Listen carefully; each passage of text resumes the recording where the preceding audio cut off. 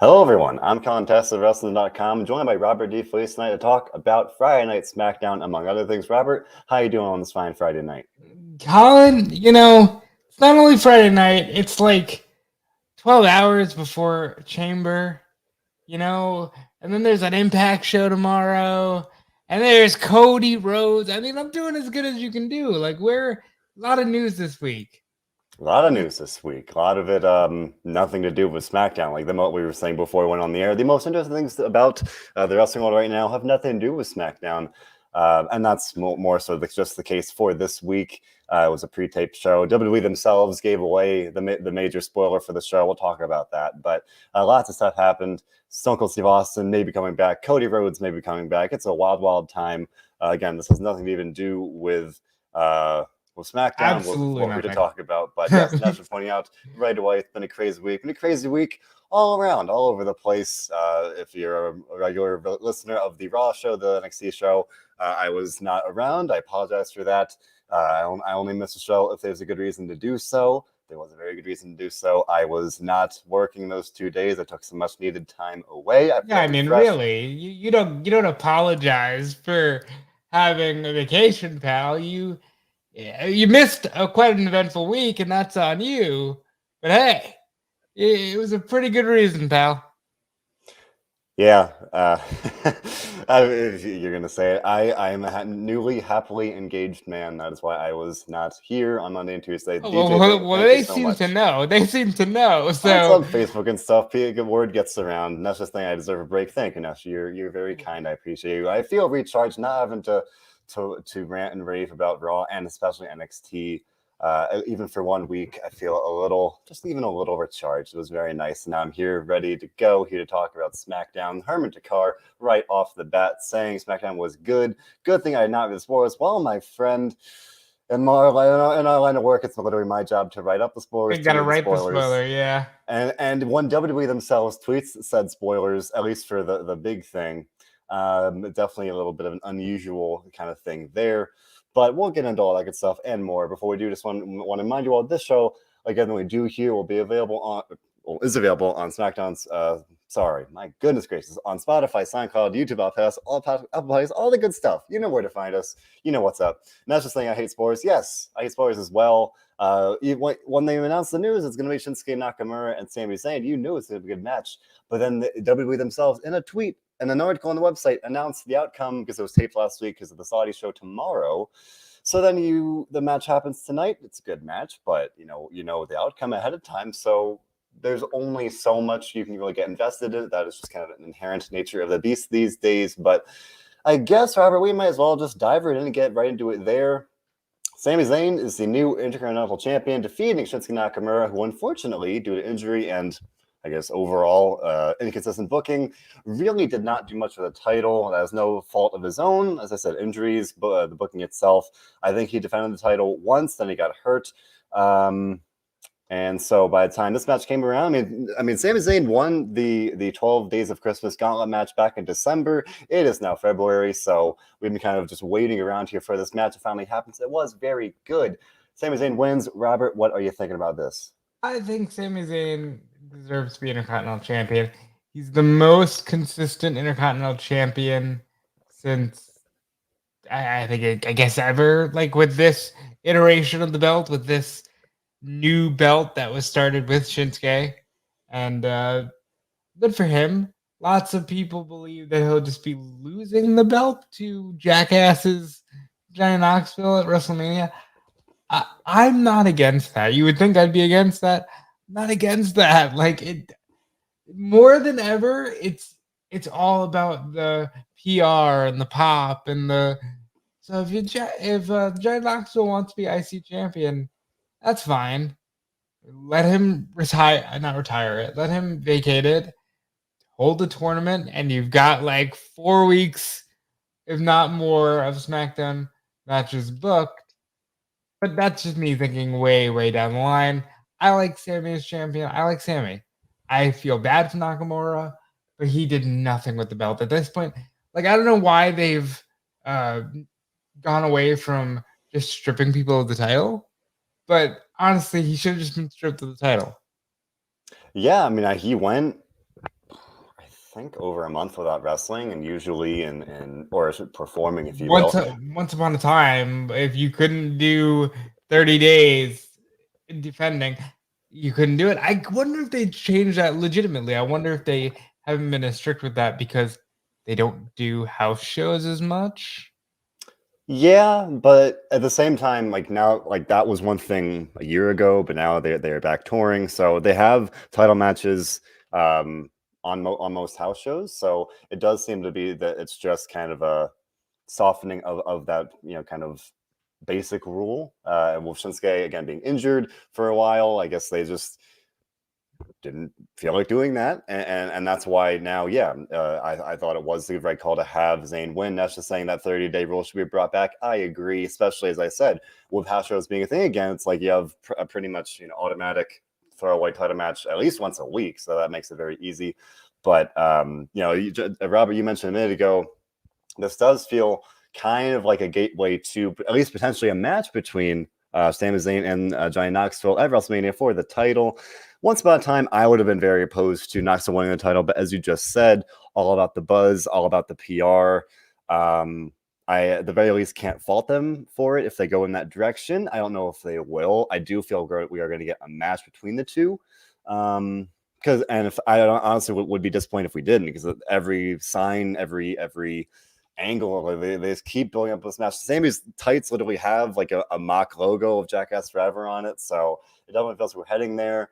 And that from a relatively long-term booking thing, I appreciate that of just kind of rolling with it and telling a story and doing something with it. DJ saying Knoxville for champion, but at the same time sees Rick Boogs taking the title as the next person on the roster, at least. I don't know about that. Why? Why? Like, I mean, ironically, he's one of the new people they're kind of trying to do something with on I would SmackDown. genuinely be okay if Cody Rhodes just be win the title and pull back the other title again. Like, do it again, and we'll be okay. There are worse things they could do. But hopefully, the very least, bare minimum, I do hope to see Sami defend the title, stay healthy, defend the title on TV, ideally. Stephen wondering from Chamber tomorrow to WrestleMania, what he wonders how many times Sami will defend the title. I mean, it's what at the very least he's a heel, so he can get away with not wanting to be a fighting champion. I would hope at least like one defense per month. Again, talking about that 30-day rule, that seems doable. Just give a Rick Boogs a title shot, give Ricochet a title shot. He picked up a win tonight. They seem to kind of plant little seeds or something there with an indirect backstage interaction with Aaliyah as the shared contact. But I at the very least just want to see defend the title. And here's hoping that Ricochet happens. seems like he could be on the Jackass crew. He does some weird stunts. He does flips and stuff. There you go. That seems like a pretty easy connection. At least that there's something that could be made there of like him doing flips and stunts and whatnot. I don't know. There are worse things they could be doing like that. But overall here, Red Tyler saying that Sami Zayn getting that push with his title win, I would agree, and I'm glad to see it. So again, even though it was spoiled, I was glad to see it, and I thought it was the right call. But speaking of Ricochet, yes, he faced Sheamus tonight. It was a very good match. It was not a new match. I feel like we've seen this probably like 50 times in the last year. I like Ricochet a lot. I like Sheamus. It feels like we were just talking about Sami Zayn getting a push. It feels like Ricochet is also getting a push. That's cool. Am I confident it's going to pan out? No. We've seen Ricochet get pushed before. I enjoyed his rise to the top 3 years ago on Raw when he won the United States title. Didn't really work out. And now here we are 3 years later, and I feel like he's just now starting to get some of that momentum back in a sustained sense. So I'm excited about that. I think he could put on some great matches with Sami. I think if they play the cards right, he could even get the title. But from a kind of a longer term thing, I don't know if I exactly see it panning out. But Nesh agreeing, Ricochet deserves a push. Let him face Sami Zayn. Robert, what do you think about this kind of renewed push and prominence for Sami Zayn? Or sorry, you could Ricochet. do worse things than Ricochet and Sami Zayn for the Intercontinental title. You could do a lot worse things. I think both men know that because I think they've been put through the worst things. Especially Ricochet. Ricochet, at one point in time at a Saudi Arabia show, had a WWE Championship match against Brock Lesnar where he was promptly put in his place and never, ever, ever got that close to a world title again. But IC title is tailor made for Ricochet. And I'm ready. I'm ready for Ricochet to have another shot like that. I agree. I've been a fan of his from the start. I've always wanted better for him. He is one of like a short list of guys that I always say, "Oh, they deserve so much better." And now I kind of feels like we're getting better, at least in a relative sense. DJ saying finally a push for Ricochet. Only took a quote unquote decade for WWE to realize the good talent they have on the roster. I don't know if I agree with that. I mean, we've seen, if you don't want to talk about the past decade, any number of people that have gotten pushed to the top. A guy like Daniel Bryan, a guy like any number of people that have over the past, even just let's even just talk about the past couple of years. Roman Reigns is an exception. He's always been one of those guys that's been pushed a lot. I mean, they're in a weird place, right? They keep pushing Brock Lesnar, Randy, like they're relying on a lot of these guys that are not new stars in that sense. But it is good to see a guy like Ricochet that's been there, that's been largely, at least at times, confined to main event and such, and or losing on Raw and SmackDown to actually get some wins here. So, but if not Ricochet, Steven's saying, how about a guy like Cesaro? Cesaro versus Sami would be excellent. I would like to see that. Cesaro, what happened to my boy Tony Cesaro? What happened? I didn't want to be right. Remember, was it the Rest Friends podcast that we did? And I sat there and I said, they're going to give him one win and then they're going to act like that's it. That's all he'll ever need. I did not want to be right there. But you were. I don't like Cesaro should be world champion. Cesaro, not only is he a great wrestler, but he looks like he was made from, the mind of Vince McMahon as to what a wrestler should look like.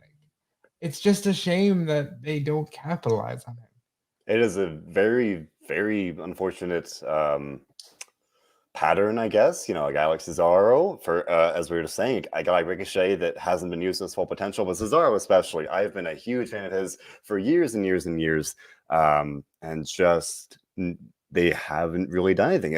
As Robert just said, got a little bit of a run in the sun last year. He beat Seth Rollins, got a chance to challenge for your title, but then quickly faded away. He and Ricochet had a very impromptu team for no reason. They did not do anything with that either.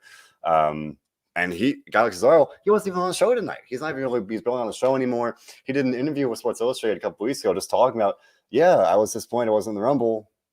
Sucks. It's like, he's like, oh, I know I can do so much more. That's it. The thing that gets me is like, look, Justin Barrasso is not asking, hey, Cesaro, what's up, pal? Can I interview you? No, like, they're sending Cesaro to do these interviews where people can go, hey, you're really good. Why don't they push you? It's maddening. A day in the life of a WWE superstar, especially in that case where like a day in the life of Cesaro as a WWE superstar. It's even from the outside looking in, it is frustrating. Here's hoping they use Cesaro and people like him in similar situations more because they are very, very talented. They do deserve so much better. People who are at least getting better in that sense, getting pushed, getting TV time, getting prominence. Two guys on a regular basis, Happy Corbin and Madcap Moss, were on the show tonight to just build to Madcap Moss's match with Drew McIntyre at Elimination Chamber. This was billed as Drew McIntyre's quote unquote final preparation. An oddly dramatic label for this segment. Drew McIntyre comes out waving his sword, doing what he does. Madcap Moss comes out, cracks some jokes. Compares Drew McIntyre's neck to snap, crackle, pop because he's not 100% yet. And Drew McIntyre said, "Tomorrow will be the night the laughter died." Now, I've said this on this show before. Like, I feel like, in a way, as much as I'm not a fan of Madcap Moss's gimmick, I've made that abundantly clear. If he loses to Drew McIntyre tomorrow at Elimination Chamber, I would very much think, like, okay, what was even the point? Because Drew McIntyre won at day one, got attacked backstage, and then McIntyre returned, eliminated both Madcap and Corbin from the Rumble. And so they kind of got a quote unquote win there. So if McIntyre wins Elimination Chamber, I feel like there's no real progress made. And then I feel like we've talked about this on the show as well. I feel like we're heading toward McIntyre and Corbin for WrestleMania. How lame. Look, nobody likes Baron Corbin more than I do. At one point, when Corbin won Money in the Bank, and people were like, oh, but AJ, but Shinsuke, I was like, no, Corbin. Corbin's the guy. I was that guy. I like Corbin. Corbin's fantastic. Corbin is what the wrestling world is missing in some ways. But Drew McIntyre versus this Baron Corbin is not WrestleMania. No. It's a very filler match. There's no real. It kind of sucks, and that's why I'm not a big fan of the 2-night WrestleMania, because it really feels like now you're gonna force a bunch of matches that nobody's really clamoring for. Like last year, we had just the random put together matches. And then we got 4 main events because everybody who holds the title has to feel like a main event. There's a lot that I don't like, and I think honestly Drew versus Corbin is one of them. Let Drew beat Sami. Let Drew get the IC title back and say, once upon a time this was my first shot, and now I want to go back there and reclaim my destiny. Something. I just thought of that at the top of my head. Like, that's perfect. A story. Like, I like it. That will be better. That seems better than a fairly kind of average match between Corbin and McIntyre. Like, that's something we've seen before. It doesn't really excite me. At least this version of it, like we're talking about with Happy Corbin. Nestor saying that she likes Happy Corbin, but he can lose Madcap Moss. Got another comment saying that Steven Chambers likes Corbin when he was doing the broke gimmick. I love the broke Corbin gimmick. That was actually pretty fun. And I think Happy Corbin's fine, but this Madcap Moss thing, I don't know. Yeah, I'm not like Baron Corbin's a badass.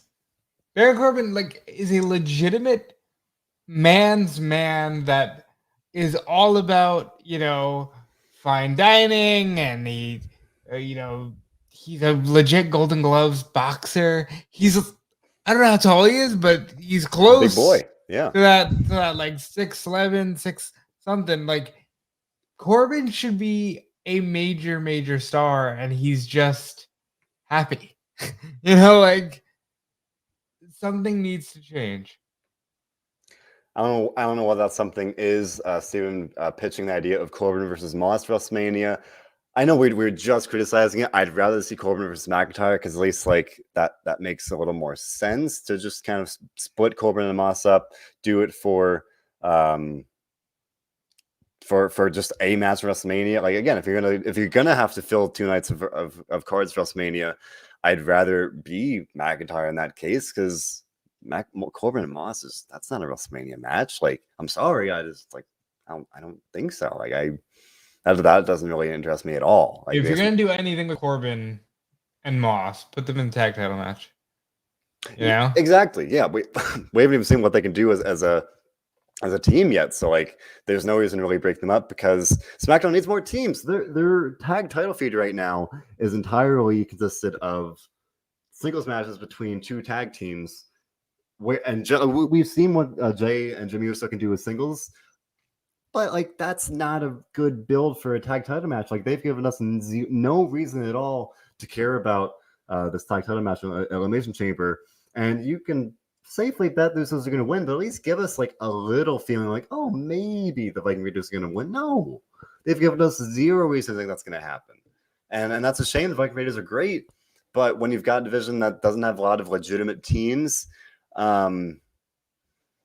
that's what we're stuck with this. Like, if you had more teams, you at least get some more quality wins like that. But without that, we get this. And I'm not knocking Ivar or Eric. They're a great tag team. They're both very, very talented. But just randomly doing these, half and half singles matches, it's lazy. It's that's not good. It's not good storytelling. There's no real reason to care about this tag title match other than the fact that it's going to be a good match. And so often they lean on the crutch if it's going to be a good match. But we need a story. You need to tell me a good story and make me care. Yeah, I'm at a place now where I'm so over the matches. Like those cool matches will stick in my brain for a little bit, and like they'll really stay there if they're great. Like the Cody and Sami match will probably be the one match so far this year that really stood out as great. But there are so many matches that are just forgettable. Yeah. And I feel like there'll be some matches tomorrow they'll be memorable, but especially a match like this one, like Raiders and Usos. Like there's no real reason to care heading into it. Yeah, it'll be good. It'll be a good WWE tag team match, but am I gonna remember it a month from now? Probably not. That's just the way the wrestling world spins these days. People could bring up Jacket Time. I don't know why. We're getting several comments about them in the comments here. I guess that's one way to get more depth in the tag division. What? Why do we need Ikemen Jiro and listen? We need Kushida on the main roster, but I don't know, man. They're doing so much wrong that like the one story that everybody's talking about with WWE right now has to do with AEW guy. You know what I mean? Like that's what everybody's excited about. Stone Cold Steve Austin, who hasn't wrestled since this handsome gentleman who just got engaged was like 5. Correct. Yeah, I look.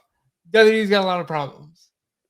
Like I got no interest in seeing Jacket Time on SmackDown. Got no interest in seeing Corbin versus McIntyre. I want to see matches that matter, and that's why, quite frankly, I'm like, listen, if you're gonna just do title versus title with Brock and Roman, I'm okay with that because you got nothing else going on. And at the end of the day, it's better we be honest with ourselves. This is true. Definitely want to talk more about Elimination Chamber here. But lastly, a very, very short quote-unquote main event segment here. The high-profile face-to-face confrontation between Roman Reigns and Goldberg. Roman and Paul Heyman come out. Roman asks people to acknowledge him. Paul Heyman says, standing next to Roman Reigns is spiritually orgasmic, the line of the night. And Paul Heyman proceeds to criticize Drew But Brees. is it action? Never mind, just move on, because I could go on for a while about that, but we won't. It's a line that can be appreciated all on its own, but Paul Heyman remains one of the very best in the game. He's criticizing Drew Brees, how he was not in his prime during his years with the New Orleans Saints. The New Orleans crowd did not like that one bit.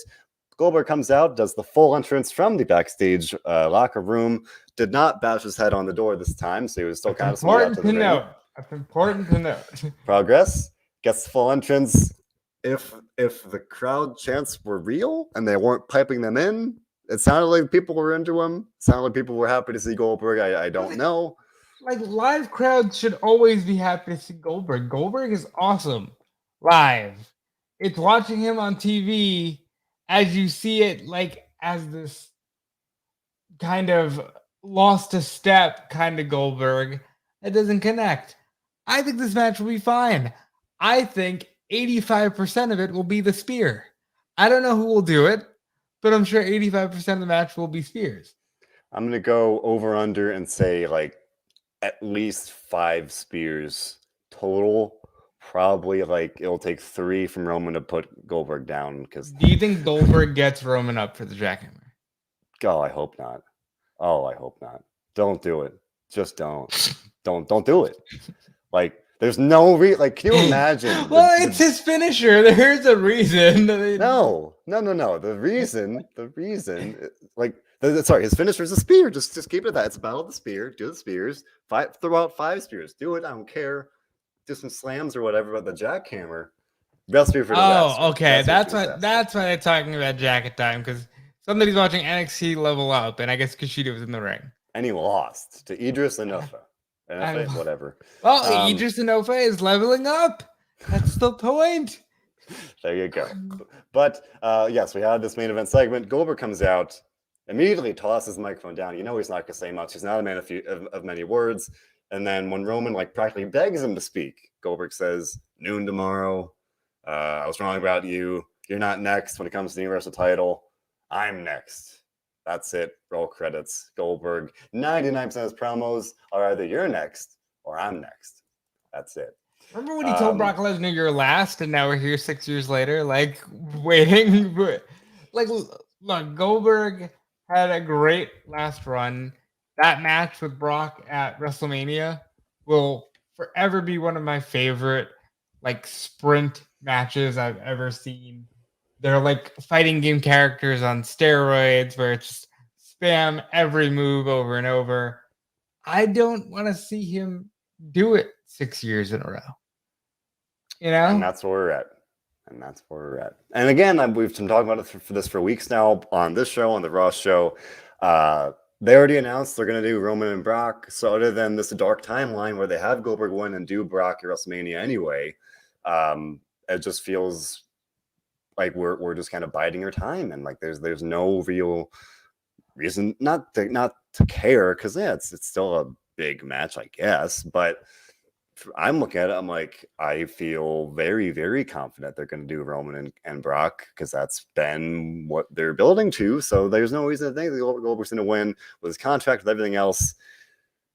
Yeah, I totally forgot. Ronda Rousey, yeah, she's got a match. Oh yeah, and yeah, they added the very outdated stipulation that she'll have to wrestle with one arm tied behind her back. No, it's only fair. I mean, Sonya's got the arm in the sling. She'll have the arm behind the back. It's fair. May I ask, Robert, why does Sonya Deville have her arm in a sling? She was a wrestler. She's been in many matches. She's gotten her butt beat many times, and she gets one arm bar, and she's in a sling for a month. What's that? Like, why? Oh, Ronda. She's Ronda, and Ronda's can very easily break somebody's arm. Yes, this is true. Or at least, like, Sonya should have like a lead pipe in there, you know, and you just sort of take out the pipe and you hit Ronda over the head. And it's silly, man. Like, they didn't need this. Have them have a tag team match. Have Ronda have a match, and I know she'll be at some house shows, but you know, have a little sneak peek of WrestleMania. Have her wrestle here. Have it be an actual match. Have it be fun. But now we're doing the arm behind the back thing. Steven's asking, do we see Ronda Naomi winning?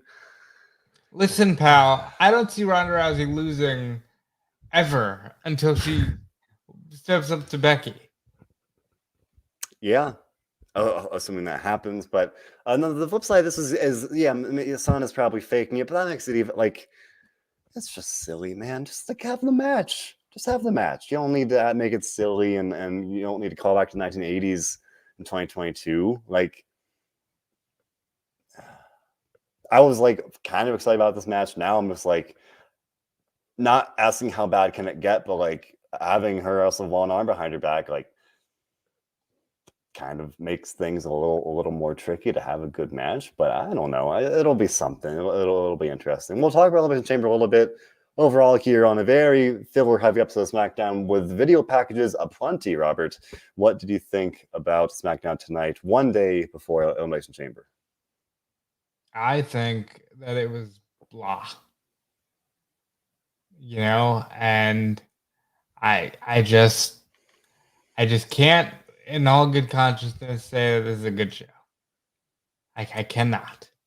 Yeah, you know a sad thought I had tonight is that there are more similarities between SmackDown and NXT 2.0 than I would prefer, to say the least. You've got guys like Madcap Moss and I mean Happy Corbin as well, but he's been there for a while. It feels like we're just increasingly leaning on these characters and just this kind of odd booking in some senses. Like they tease this like romance kind of thing with Elite and Ricochet, and like that's what NXT 2.0 has been doing. And I saw like some warning signs of a little too much similarity there. Not to say that's even anything new, not to say that's a breaking comparison. I just had that thought this week, especially on a filler show where there wasn't quite as much to really sink my teeth into.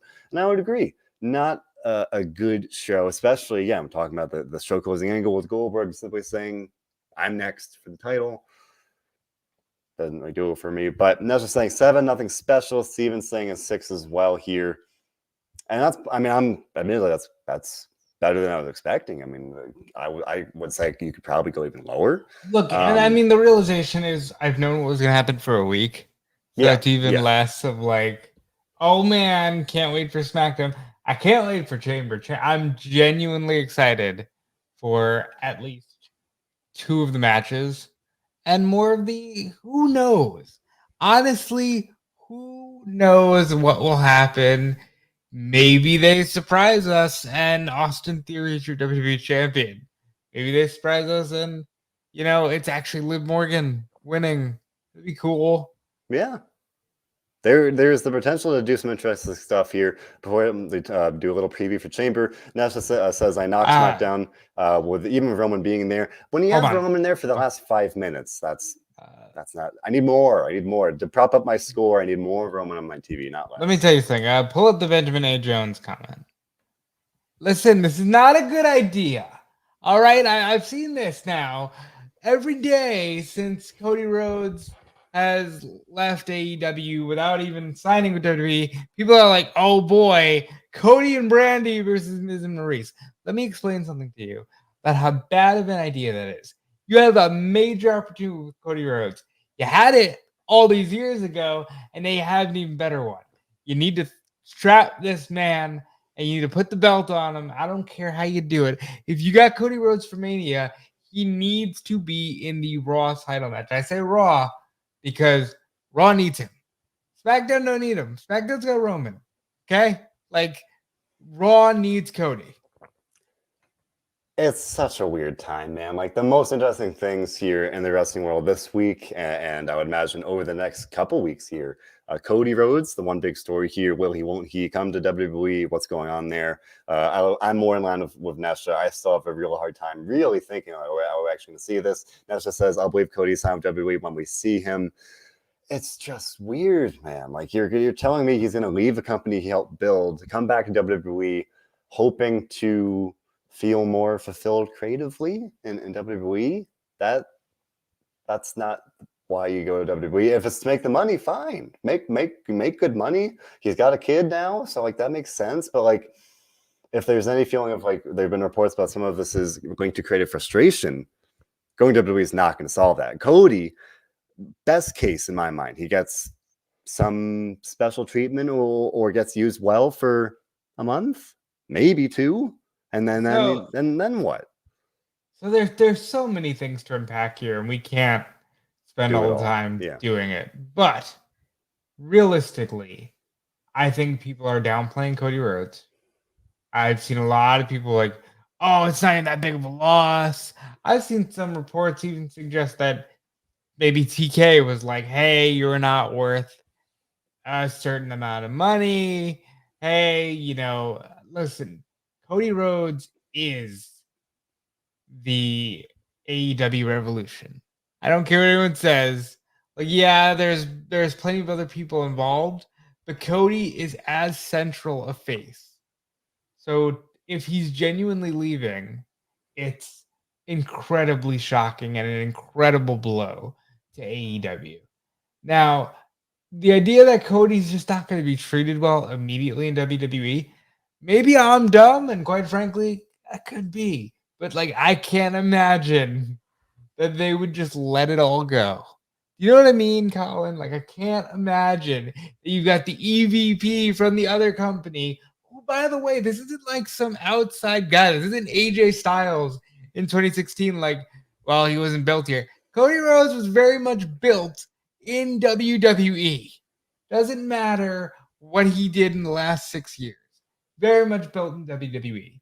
Very much one of the only people wrestling today that has a lineage going back to wrestling Shawn Michaels, legit, on pay-per-views, wrestling Hunter, wrestling Taker. He did all that. This isn't like, oh, maybe they'll do something with him. This is a slam dunk. This is a slam dunk if it's real, and I can't imagine they screw this up. Please don't hold this against me if they screw it up. Hey man, I try to be optimistic and positive, but WWE has shown me far too often lately. they have a tendency to screw things up that should be slam dunks. And something like this, again, I think it might go well initially. I could see him being in the main event and having a good time, and maybe they're being kind of a honeymoon phase, but longer term, I think that's then part of the narrative here. It's like, what are we going to be saying 6 months from now? Like, what's going to be the thing then? And like, what's the ceiling? Is it losing to Roman? Is it getting squashed by Brock? Like, I don't know. These are the questions we're asking here, but there's so much to talk about. Nasha pointing out, good day. Baby wrestling was born. Quill Gargano. Congratulations to Johnny Gargano and Candice LeRae. Their baby child was born with the name Lewis, of Quill. Quill Lewis Gargano. God, they seem like the nicest people in the world. They seem like genuinely wonderful people. They deserve so much happiness, and I am so happy for them to have just this moment. And I mean, Candice was apparently in labor for a while. If you're in Johnny's Discord, you know about that. I mean, my God, all the best to them. They're the best. And I hope Johnny Gargano, man. I hope the best for him wherever he goes, whatever he does next. But at the very least today and for the foreseeable future, he's a dad. That's the most important thing. So good for him. Very much happy for him and Candice there. But other things as well. You've got the Undertaker getting inducted into the Hall of Fame today. You know, obviously kind of a fairly foreseeable story there. Nobody quite exactly knew. Think, but like you never know. They've sat on the Rock for God knows how long. Batista's still waiting to go in, even though he's technically a Hall of Fame. He's a Hall of Fame elect. They just haven't. Right. He just said, "I'm not doing it for nobody," and respect. You know, like thankfully with this will actually allow the Undertaker to get his due, to get his time in the spotlight, to get the proper goodbye, the proper recognition of an amazing career. He is a legend. I hope that they really kind of go all out with this. Hey, have him be the only inductee. Just bring up everybody talk about Undertaker. Just like, why not? That is the status he has, as career he has had. Interesting question of who could induct him.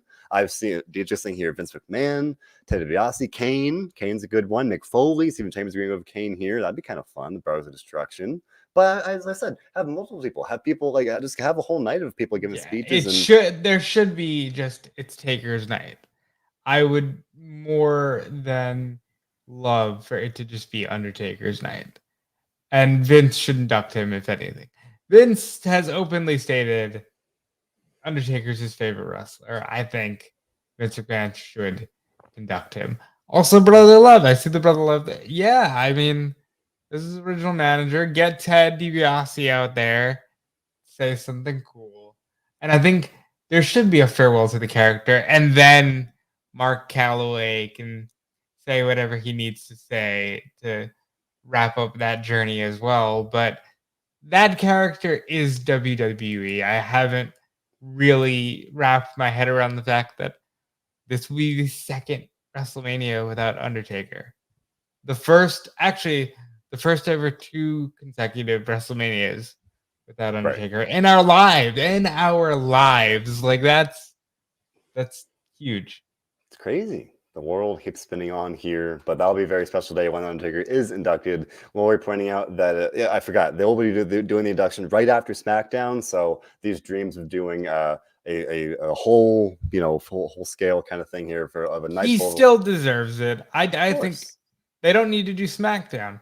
How about that? You don't need SmackDown. What do you need? Oh, here's the 50 matches you're gonna see across the next 2 nights. You don't need to do SmackDown. Do the Hall of Fame. Makes sense to me, but we'll see what they do. That's a little ways away here. In the meantime, we've got Elimination Chamber tomorrow, the premium live event, streaming noon EST. Depending where you are, it airs at different times on Peacock and whatnot. Nestor asked earlier if I'll be doing a post show tomorrow. I'll probably stick to the Sunday post show. I'm a busy boy, so I don't know if I could swing that for tomorrow, but that way I can kind of fully digest it and do a more kind of thorough review there. I'm trying to cram it in tomorrow. Tomorrow will be a little busy, but make sure to look forward to that. Otherwise, we kind of dabbled into these other things here, the Cody Rhodes stuff. We didn't even talk about Steve Austin maybe coming back. We talked about all these things and more on the latest episode of the Hot Tag. I had the opportunity to be a guest on WrestleZone, the Hot Tag with John Alba, podcast master over here of doing lots of great things over at ad-free shows with Connor Casey of Comic Book, always does great interviews, and with the assistant editor of Pro Wrestling Torch, Zach Haydorn. So it was a great show. If you want to hear legitimately, are they not the most professional They are. gentlemen to work with? It's impressive. Working with Alba, especially, and Connor, amazing professionalism. Zach is the man. He's a lot of fun to be around. Obviously, kudos to Dominic for bringing that all together. But the Hot Tag is easily one of the most fun things we do here at WrestleZone.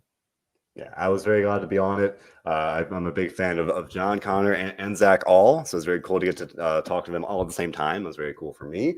So if you haven't seen it already, fun to hear more about Cody Rhodes, about AEW, about Steve Austin maybe coming back, about just the weird WrestleMania season that we're kind of heading into here. With all those things kind of combined, make sure to check that out. It's on all of our platforms, SoundCloud, Spotify, YouTube, Apple Podcasts, all the good stuff. Next week, I'm interviewing Matt Cardona, the NWA World's Heavyweight Champion. Very much looking forward to that one. That'll probably be on our stream, on all of our platforms probably later next week as well. He's heading to a match with X-Pac in the year 2022. That's pretty crazy. He's doing a lot of great stuff. Looking forward to talking to him again. I mean, congratulations to you, first of all, for interviewing the NWA World Heavyweight Champion, for interviewing Zack Ryder for a third time. Look, I think that Zack Ryder, Matt Cardona is on the run of a lifetime, and it's so cool to see what he's doing. I can't wait to hear your conversation. For me, honestly, he is my favorite wrestler ever. And I'm not, that may sound weird because you've got, a guy like The Undertaker or Shawn Michaels or any number of these other perceived all-time greats. Zack Ryder is my guy. I loved him in 2009, way back then. I was a member of the Ryder Revolution 2011. Now here we are 11 years later. To have the opportunity to speak with him 3 times, each one for a very good reason for his great GCW run. Now he's champion in Impact, champion in NWA, everywhere. He's the belt collector. He's the new version of the belt collector. He's done a lot of great stuff. And for me, it's really, it's a dream come true. I can't even lie. It's really dang cool to get to talk to him yet again. I wasn't gonna ask. I was not gonna ask. And then he wins the NWA title. And I say, on that and facing X-Pac's first match in, I think, since 2019, a Hall of Famer X-Pac, that's a pretty big deal. So I reached out. I scheduled an email to send when I was away. I come back, get the reply. We're good to go. So get to do that next week as well. Very much looking forward to it. Laura's asking if I'm going to WrestleMania. I'm not. John Clark, who goes to pretty much every show these days, he's going. For me, I like being safe and comfortable in the comfort of my home. So what do you think about Texas, Colin? What do you? It's not Texas. It's not Texas in itself. All right, it's the fact there's going to be 80,000 people there, and that's a little much for my liking. Well, I can't argue there. The world's we're in a very odd place right now, where the world's still a very scary place, but things are kind of going back to normal. So I don't know. I have anxiety and I'm very scared all the time. So I just say I'm gonna play it safe. I'm gonna wait till things are 100% locked away and good to go before I venture back out to. I went to one SmackDown show in 2019, and then I kind of thought I'd go to more, and then the pandemic hit, and yeah. We're still here 2 years later, and haven't gone since. I went to one show, but that was a New Japan show. That was probably 500 people tops in Philly. That's it. That's a far leap away from 80,000 people, and that was some things where I actually seem to be okay. So maybe someday, when the world is back to quote unquote normal, I will go to more shows. But in the meantime, I'll be here in the safety of my home, enjoying things, enjoying the world of wrestling. That's what we do here. I watch it on my TV, love it. And to anyone that does go, good for you. Have fun. Be safe. All right. I'm not knocking anybody that does go. John, my esteemed colleague, he's doing shows all the time. He's all right. He's doing great. You know, it's purely a matter of preference. All right. As I said, I'm overly safe because you can never be too careful. Paranoia, Robert, keeps us alive sometimes. That is my MO these days. So I cannot argue with that last statement. So with that, I'm going to get off my soapbox and don't need to hear my philosophy on all this stuff. But with that being said, here, Robert, the wrestling world spins on pandemic, whatever's going on out there. We come here to do one thing. We try to enjoy the wrestling, whether that's on this show, whether it's on the Raw show, the NXT show, whether that's with the interviews, the hot tag, whatever it may be, all these things and more on our platforms, SoundCloud, Spotify, all that good stuff. You know where to find us. Leave, like, and subscribe. We appreciate you so much for coming here, talking about the world of wrestling with us. And Robert, leave it to you to talk about all the things you're doing before we get out of here. Yeah, so you can follow me everywhere at DeFelice, but you really want to follow Fightful Select and Fightful.com. Sean Ross Sapp is working overtime, getting all those scoops, and I'm sure that the Saudi show is going to provide them. So stay tuned to them, and follow me everywhere at DeFelice if you would be so kind to do so. And more than anything, enjoy wrestling. With that, I'm always here more often than not, at least, pretty much most days of the week. You can find me here on the news desk doing podcasts for Raw, NXT, for SmackDown here, schedule permitting. For Ring of Honor, when they come back, they're coming back in April, so that's fun. Looking forward to that as well. All these things. They're not coming. You know what? Shout out to Quinn McKay. Yeah, Kelly Kincaid. She leveled up, Robert. She leveled up. She's on. She leveled up for sure on NXT. Level up. Very happy for her. And yeah. So that said, all these things and more. All this is to enjoy now, to look forward to. It's a fun time. It's a great time. I'm happy to be back. I miss y'all. It's good to be back here doing the podcast here, covering news again, all that good stuff. I was only away for 2 days. It felt like a lot longer. In a good way. This job will do that to you, yes. That's the nature of the wrestling news world these days. But all that said, I think, we lost him, folks. So I'll just say, enjoy wrestling. There he goes. I think we're back. Okay. There he goes. Right. Well, that's everybody. We show you so much. We come here to enjoy the wrestling. We lost him again.